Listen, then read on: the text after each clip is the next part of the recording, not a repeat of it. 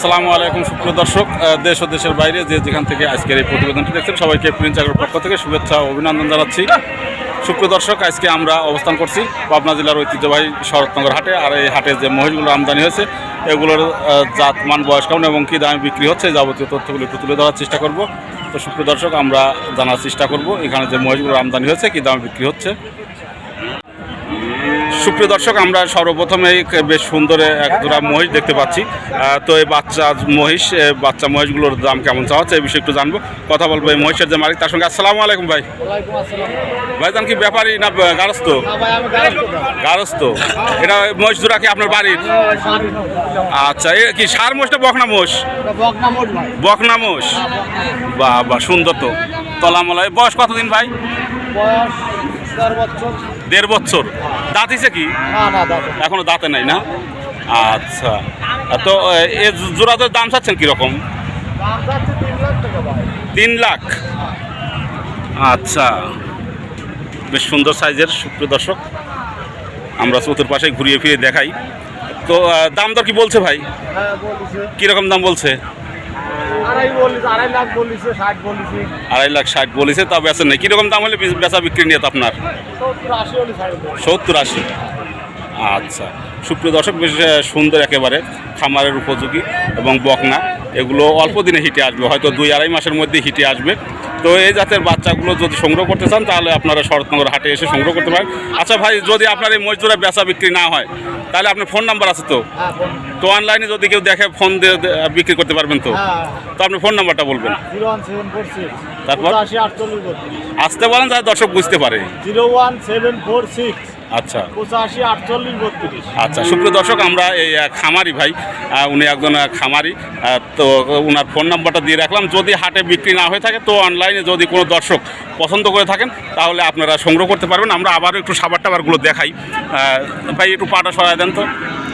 বাস, একেবারে সুন্দর, একেবারে সাবার, একেবারে বাট চারটি 4 জায়গায় সরানো, সুন্দর একেবারে। তো এগুলোর নিয়ে লালন পালন করলে অল্প দিনে এগুলো হিটে আসবে 2-2.5 মাসের মধ্যে। তো পরবর্তীতে আমরা আরও খামারের উপযোগী সার মহিষ দেখতে পাচ্ছি। তো এই জাতের সার মহিষগুলো আপনারা সংগ্রহ করতে পারেন। এই মহিষগুলো কার ভাই? মুরব্বীর। আচ্ছা, এই আপনি কি ব্যবসা করেন? বাড়ির। আচ্ছা, এই বয়স কতদিন দুটার? বয়স এইটা হবে হলো 16 মাস। 16 মাস। আর ওইটা হবে হলো 14 মাস। 14 মাস। দাঁতে নাই তো এখন? দাঁতে নাই। তো জোড়া ধরে দাম চাচ্ছেন কীরকম? দাম চাচ্ছে 2 লাখ 60। দাম দর বলছে কীরকম দাম বলছে? 2,07,000। না আপনি তো মিথ্যে কথা বলবেন না, বয়স্ক মানুষ, মুরব্বী মানুষ। আচ্ছা, তো সুপ্রিয় দর্শক, এই শরৎনগর হাটে কী দামে বেচা বিক্রি হয় আমরা এই তথ্যগুলি তুলে ধরার চেষ্টা করছি। তো এটা তো দেখছি বকন মহিষ। আচ্ছা আচ্ছা আচ্ছা, একটা বকন আর একটা আরিয়া। আচ্ছা, সুপ্রিয় দর্শক, আপনারা এই জাতের মহিষগুলো সংগ্রহ করতে চাইলে এই শরৎনগর হাটে এসে আপনারা সংগ্রহ করতে পারবেন। পরবর্তীতে আমরা আরও কিছু মহিষের দাম জানবো। সুপ্রিয় দর্শক, আমরা আরও কিছু মহিষের দাম জানবো। আসসালামু আলাইকুম ভাই। সালাম দিছি ভাই। এই মহিষ আপনার? আচ্ছা, এটা কি গাই মহিষ? এই গাব আছে? কয় মাস? রোজার আগে দেওয়া, তার মানে 1 মাসও হয় নাই, 1 মাস পার দিয়ে গেছে। ওটা কি গাই মোষ? এটা আইরে মোষ। তো এই গাই মোষের দাম কিরকম চাচ্ছেন? 160। দাম দর কি বলিছে? কত বলছে? 45-40। আচ্ছা সুপ্রিয় দর্শক, 1,45,40। এগুলো দেশি মহিষ, এগুলো যে বিহারি মোষ। আর এটা কীরকম ওজন হবে? 1,30-35 বলছে।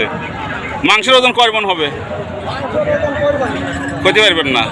আচ্ছা সুপ্রিয় দর্শক, পরবর্তীতে আরও কিছু মহিষ দেখতে পাচ্ছি। এগুলো মাংসের জন্য এবং কৃষিকাজের জন্য বেশ বিশাল বিশাল দেহের।